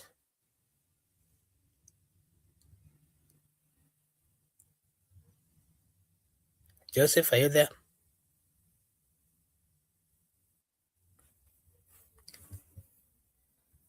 Okay, thank you so much, and allow me to also welcome Msimamo. Msimamo, asante sana kwa wakati wako, and karibu sana. This is Brother Benson Media. I don't know whether you are joining for the first time, Msimamo, ama ulikuwa umesha join kitambo. Nilijioni alafu nikatoka tena nikaingia tena kwa mambo na simu alafu nimerudi tena. Okay, sawa basi. So I've also just joined, and of course we are continuing the discussion that you had prior, and I would just like to hear your opinion on some few things. If you some few things here that I would also want to talk about. And before I do so, unaweza tuambia Costi kuko vipi?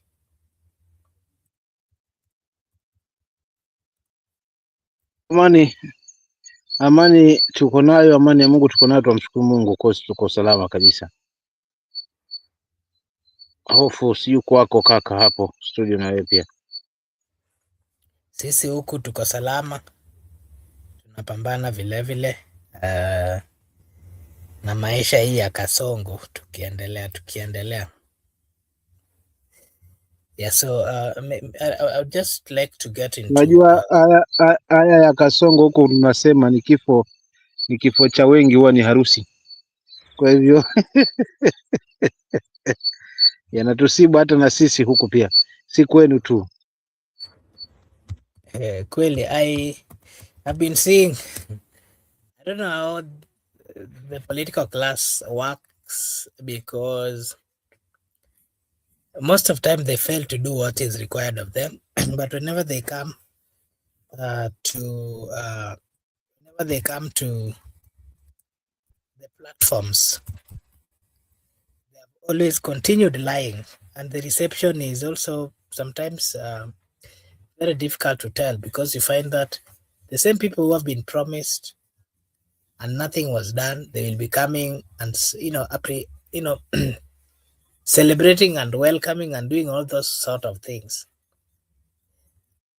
Deep down, they know very well that they were promised by a government that has the capability of doing so, but it has not delivered. Lakini wale wao ni kina nani? Wanamkaribisha, wanafanya mambo zote. Msimamo, hiyo inaonyesha ungwana ama ni nini hiyo?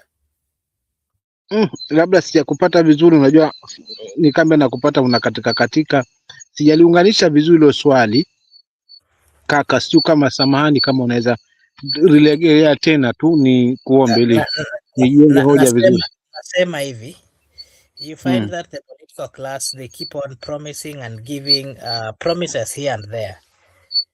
Lakini hawafanyi, na wale ambao wanaumia sana sana the youth, you'll find them sahi wanalia, hakuna kazi, hakuna nini. Na rais na politicians, the politicians will come and tell them that tumewapangia, tumewatengea. Alafu pia wanaambiwa that before or in 6 months time, hiyo 6 months inapita, 1 year inapita, 2 years inapita, politician akirudi bado tunamshangilia tu. What does that mean? Ni hiyo ndio mapungufu ambayo ni lazima kama sisi ambao kiatu kinatufinya tuweze kujitambua kwanza. So kama unafuatilia kauli zangu, nilisema kwamba kama na nchi tukitaka kufaulu haswa katika hii safari ya mageuzi, basi lazima tujitambue, kwa sababu wao wanatuweka katika hii hali, kwa sababu najua itakuwa ni rahisi kuweza kukimbilia punje zile. Kama mtamwagiwa punje, basi utakimbilia, kwa sababu njaa unayo, upate kujistiri angalau udone kidogo. So katika hiyo hali basi unajua ndo kwa mwingine ndo furaha. So hiyo ndio hali ambayo tumekuwa nayo katika hili taifa letu, unauziwa matumaini badala ya huduma. So unakuwa na matumaini kwamba hii serikali ya safari hii hakika kweli mambo yatakuwa mazuri, tukimpa muda tu mambo yatakuwa mazuri, kwa hii dalili ambayo tumeiona hii. So ndo pale mara nyingi wanapenda kuzungumza sana hapa kwamba tunaamini tonge la mkononi, na kama kile ilivyo kaka yangu hapa, tonge la mkononi halishibishi. Ni ile kwamba tunajistiri tu, lakini halishibishi kabisa.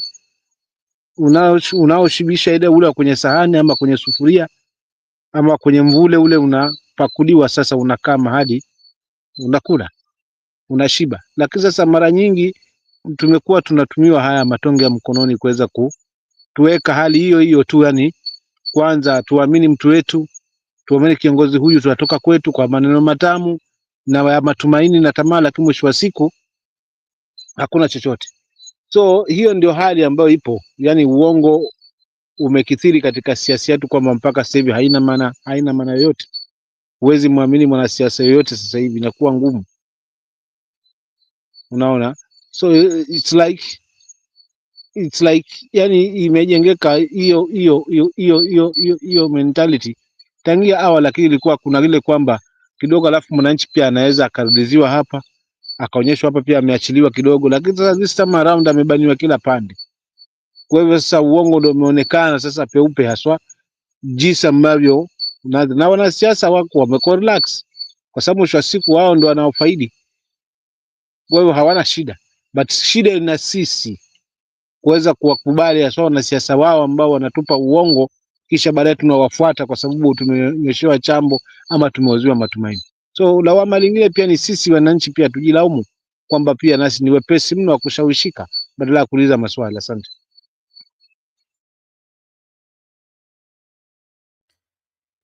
Okay, asante sana. Hata ndugu yetu hapa anasema these leaders from northern Kenya, they just come to stay in Nairobi and they don't use money allocated to them to develop their regions.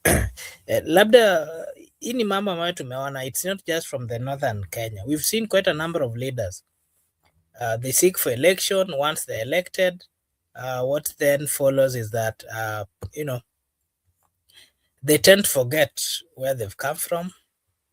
And wengi wao wanaendelea hata kuishi within the towns, hawarudi hata manyumbani. And remember, when they're doing that, you find that there are some leaders who are doing perfectly good in their regions, and you expect these particular leaders to, the citizens of the Republic of Kenya to get the same service. Bwana Msimamo, maoni yako ni yapi kwa hiyo maneno? Is it something that is a concern that needs to be talked about? Ama kwenyu mambo yako mazuri, representative wenyu kila siku wako nyumbani wanawasikiza, ama kuna wengine wamepotea wameenda Nairobi? Kule kuwa kwa mtu karibu si kumaanisha ndio suluhu. Anaweza kuwa karibu lakini anakutumia vile vile. Anaweza kuwa karibu lakini sasa katika ukaribu wake ukiangalia kule juu ni kama pia naye katumwa. So kuna wale tunatangamana nao nao, kuna wale ambao kidogo wana deliver kidogo ili kusije wakashtukizwa, lakini kwa kweli hii shida iko kila mahali. Mambo si shwari. Ugumu ule ambao unapitia mwananchi wa Nyanza kule, mkulima wa Nyanza, ndio ugumu ule ambao unapitia mpwani kule. Sema tu shida sometimes zinazidiana kutoka na eneo lilivyo. lakini kiukweli haswa katika walao wanaumia zaidi haswa ni sisi wa Kwale wa Kilifi, ndio ambao katika hii pwani hakika kwamba ndio tunabeba mzigo huu, kwa sababu wengi wetu haswa hali haswa ni ngumu. Elimu wenyewe kwanza ndio iliingia juzi juzi, wengi hawakuwa wanathamini hii elimu, so it's like yani kila kitu ni mwanzo haswa.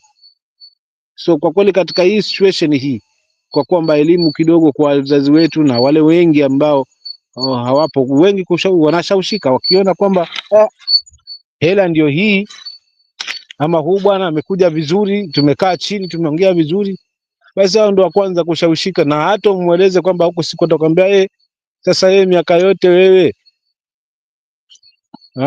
wewe utakuwa unang'ang'ana, ni wakati wa kula. Hawa watu tukiwaacha wakirudi hatuoni tena. Yani hiyo tunakuta mwananchi wa kawaida na kwambia, sometimes napata hizo changamoto zaidi haswa nikiwa feel kwamba sasa ukimwacha mwanasiasa na amekuja nazo, si atarudi nazo tu, na mwisho wa siku wewe tamuonani tena miaka 5 kula. Lakini kwangu mimi hili la halinipi wasiwasi zaidi, kwa sababu mwisho wa siku mwananchi anajua ni wapi kwa kuchagua, maana tumekuwa hivyo na tumemchagua baba. Licha yote hayo ambayo anakaa sera kelele nini, lakini mwisho wa siku tunafanya the right thing, tunamchagua tumtakaye. Ni hapo mbele ndo ambao kunapo shida, hapo mbele hapo, kwa tume nzima haswa, uhakiki wake na uhalisia wake, mikakati ya system ambayo tutaitumia haswa kupambana na electronics, majibu hayo kupelekwa kielektronikia, hiyo mambo hayo ambayo yanafungamana na uchaguzi. Sasa hapo mbele hapo, kwa sababu mwisho wa siku hapo ndio ambapo natathmini. Kwa hiyo tunaweza mchagua msimamo, kisha mwisho wa siku tukapata ni Benson ndiye ambaye yuko na, ukiuliza sio ambia katiba iko hapa na kuruhusu ukiwa na wasiwasi yale yametangazwa, kimbia mahakamani.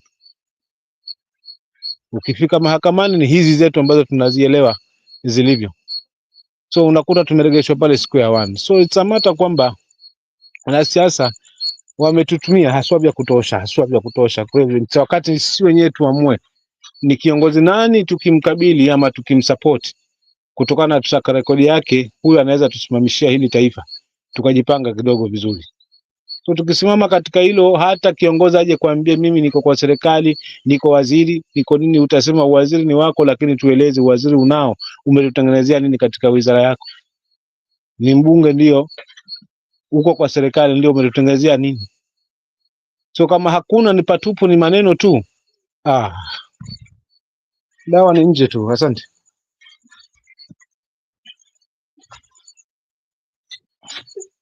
Asante sana. Naona ndugu yetu Asili hapa anasema, I'm yet to know any school in Kenya which was built by politician which takes students Lakuna katika kaka kiasi kwamba yani maneno mengine alafu ananipita, ndio maana sometimes sisimami straight kwenye swali, kwa sababu kingine ni kama anabahatisha tu. Sio kuna nini leo?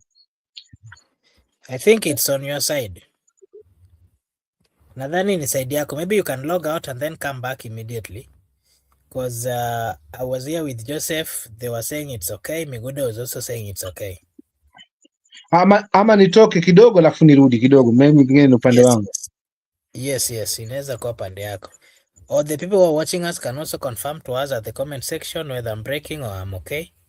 Allow me to read this comment from Asili saying, I'm yet to know any school in Kenya which was built by politicians which takes students from other regions. Okay. None of the schools mentioned by Gachagua was built by leaders. And he's also saying that when the colonialists built Alliance, which school was built in Mandera? Okay.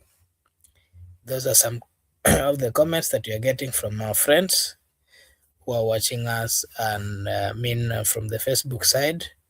And I want to take this opportunity to just appreciate them and to say a big thank you. And if you are watching, kindly just like and also subscribe if you've not subscribed. Just like, it is a way of supporting us. Na sisi hapa tutasema ni asante na tutashukuru sana. Hata ningoje ndugu yetu hapa akuja atupe maoni yake kwa haya maneno ambayo tunayazungumzia sasa hivi. I want to remind you that over here we do have this kind of conversations, of course, political conversations, which are all geared towards the betterment of our country. And, more of what we talk about here are normal things which we do encounter on our day-to-day basis activities. And again, we're just calling out bad leaders or leaders who have forgotten their role. Remember, when a leader is elected or given a chance, there are expectations from the people, and those expectations has to be met. Whenever they are not met, as a people, the constitution is very clear. You can remind your leaders so that they wake up. But apparently of late, we've had instances where our leaders have neglected, forgotten, and are, some of them, not even interested in listening to the citizens. And that is part of the things that we are calling out, because whenever we don't listen to each other, whenever we don't give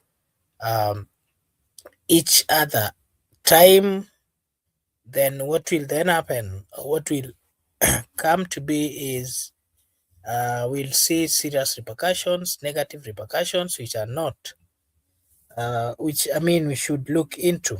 And that is why we do have these conversations, so that we can just talk about the real issues and possibly give the right counsel or the right advice to our leaders. Yes, they have they have their mandates, but sometimes they do, or they tend to forget. So our work as a people is to remind them, and if they listen to us, we will avoid so many things like going to demonstrations, because people do go for demonstrations, especially when they are not listened to. A good friend Paul is saying those leaders, Farah Malim and his colleagues, should move from Isli and go back to village and build schools. When I was growing, I used to admire Farah Malim. But then when I now grew up, and now I started understanding what politics is all about, then I realized that Farah Malim is not a good leader. He's not a good leader based on the many instances that he's had opportunities to have a conversation with the people, especially the young people, but the utterances that has come from him are not really utterances which are unifying the people. They are not consoling. And remember, some of these utterances that have always come from him have come at a time when the people of Kenya are either mourning. You remember the time that the Gen Zs were killed, quite a number of them. When he had the opportunity, instead of consoling them, he started speaking badly. And this is not the first time. He even said that if he was the president or had the capability, he would shoot people. And remember, that is something coming from a mouth of a leader who has been elected more than once, a leader who has served, a leader who is, is getting aged. Instead of giving right counsels, advices to the young people, what he does is coming out to speak or to give utterances which are not really right. And for that reason, Farah Malim should not be mentioned whenever leaders of high standards are being mentioned. And I don't think that there is anything to expect from a leader who speaks in that manner. If you see leaders speaking in that manner, there's nothing they can deliver. You cannot see or expect anything positive from those particular leaders, because they see citizens as their subjects. They see them as people who do not deserve being there. They see them as people who should not speak whenever they're making bad decisions. Some of them are forgetting that these citizens, some of them are leaders as well, and they are doing well in their capacities in the places that they are being places that they've been given opportunity to serve. So the leadership that we have has to be a leadership that listens. It has to be a leadership that consults. It has to be a leadership that is always there to listen to the people, because that is the sole purpose of representation. You cannot represent a group of people that you do not understand their views, you do not understand their culture, you do not understand their thinking, you do not understand their wishes, you do not understand what is, the things that are pressing them. So the first important thing about leadership, in my own view, is first listening to the people that you are governing, or you are uh, you know you are representing.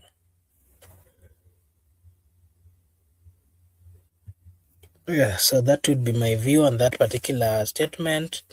And Paulo Asili here is saying that which school has Gachagua built? Gachagua went to UN, which is not in Nyeri. Tell me, does Nyeri have a university? And I did mention, as Asili, if you are here, and I said very well that the most learned people, you will realize that whatever made them that successful, whatever made them that knowledgeable, was part of it was exposure. Exposure is, of course, entails quite a lot. Getting to hear from others, getting to learn from others, getting to to give them a chance to also do their own things, and then learning from that. I did mention that we are fighting tribalism in the Republic of Kenya. The biggest tool that is assisting the people of Kenya to bridge the gap that is there, that has been brought up by tribalism, are the institutions, public learning institutions, and also private learning institutions, because that is the only way that you'll find that a Kenyan from the northeastern, a Kenyan from the southern eastern, a Kenyan from the northeastern, and all those kind of regions are coming together. And when they come together, they get to understand each other, they get to appreciate each other, they get to, appreciate that they've been brought up differently. They get to appreciate that they're coming from different cultures. And that is how people get to learn. That is how people get to become knowledgeable. This mentality of leaders making certain remarks which are not helpful to the people of Kenya, is something that, the people of Kenya has to come out and condemn. Yeah, that is my take on that.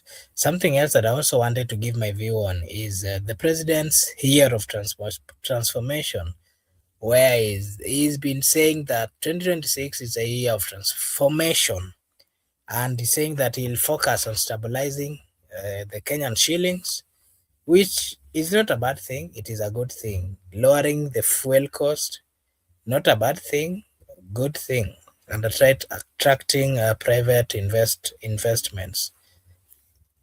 But again, the infrastructure projects and the youth empowerment programs are also expanding according to his statements. And if it is true, unfortunately, we've never seen an implementation done by this government to its perfection. Up to now, we can still say that these are promises. So ours is maybe to wait and see whether the promises would be executed or not. If they are not, life continues. We will continue crying, but we will not stop criticizing, we will not stop calling them out. Because this republic, of course, the Kenyan shillings has been getting slightly weaker of late, something that is of a concern. It is upon this government to do what is positive, that is going to positively impact on the economy, and therefore increasing the value of the Kenyan shillings. It has been depreciating, of course, in almost all the countries. Lowering the cost of fuel, which is also a serious pain that Kenyans are going through or facing, should also be looked into. The prices of fuel in Kenya is too high, despite the fact that Kenya oil and fuel lands at the Kenyan cost. So it is something that really needs to be looked into. It has to be reduced. If it is reduced, it gives the opportunity for businesses to expand and for also reduces the cost of operation. Very important. Private investment is also important for the growth of the economy because the government institutions and businesses have failed. Some of them have been sold. Some of them have gone bankrupt. It is right for this government to look for private investors which are going to assist in, making the economy of waking up the economy of the Republic of Kenya. Yeah, something else that I also wanted to talk about is the threat to democracy, where the former Cabinet Secretary Moses Kuria warned that political goons poses the biggest risk to democracy, potentially drawing ICC scrutiny. I want to say that it is not right. Whenever politicians disagree, one thing that I've noted is that they've been using goons to either seek sympathy or to either destroy their opponents. It is not the solution. That kind of politics is eroding the good values in the Republic of Kenya. It is eroding the good values amongst our youths. Because when you see a politician calling young people and giving them money to go protect them or to go do such kind of things, these people will get into those activities, and that is how we will be making or entertaining thieves in the Republic of Kenya. It is not right. Whenever politicians are fighting, let them fight. The issue of dragging young youths to go and destroy or to do things which are not right, it is not right. It has to be stopped. Whether it is the government side, whether it is the opposition side, the people of Kenya are not happy about it. We've been seeing that. We saw that during the times of Raila, when they used to send goons to him. And if you remember, Sonko one time confessed that they would even buy vehicles and then, put them on fire and then claim that it was ODM that had done it. And, the people who are doing so are also branded like ODM. So, these are not right things. We are in a 21st century, a century that has majority of learned people, and the political class has to behave and do as per the learned people do. We've seen a consistency where even governors are protecting themselves with the goons. We've seen, quite a lot, even at the presidential level. It is a shame. Kenya has matured democratically. Let the democracy and the institutions do their work. Let people love and care and protect one another. Something else that I want to speak about is shifting alliances, where leaders like Kalonzo Musyoka, Eugene Wamalwa, and Oburu Odinga are forming a new coalition ahead of 2027. We are yet to confirm for the ODM because ODM is one of the most confused political parties at this particular moment, because there's nothing really that is known that is known that will help them. But again, we know that there is opposition side.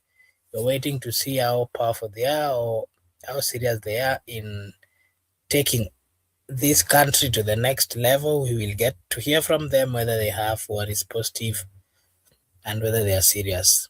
Something else that I wanted to give my view is the youth activism. With over 70% of Kenyans under 35 years old, youth movement are demanding accountability and, of course, inclusion. Today, if you watched where the president was in, I think it was in Nakuru, A disabled man, young man who is also still a youth, stood up and said to him that he has to do away with corruption and he has to ensure that education is free. That is the only thing that will assist the people, the young people of the Republic of Kenya. And I also agree with that. It is the way to go. We are seeing also public concern where despite the economic stabilization, jobs and cost of living remain top issue for the citizens. The people of Kenya are spending a lot. The economy is not favorable for the young people and for the entire people of Kenya.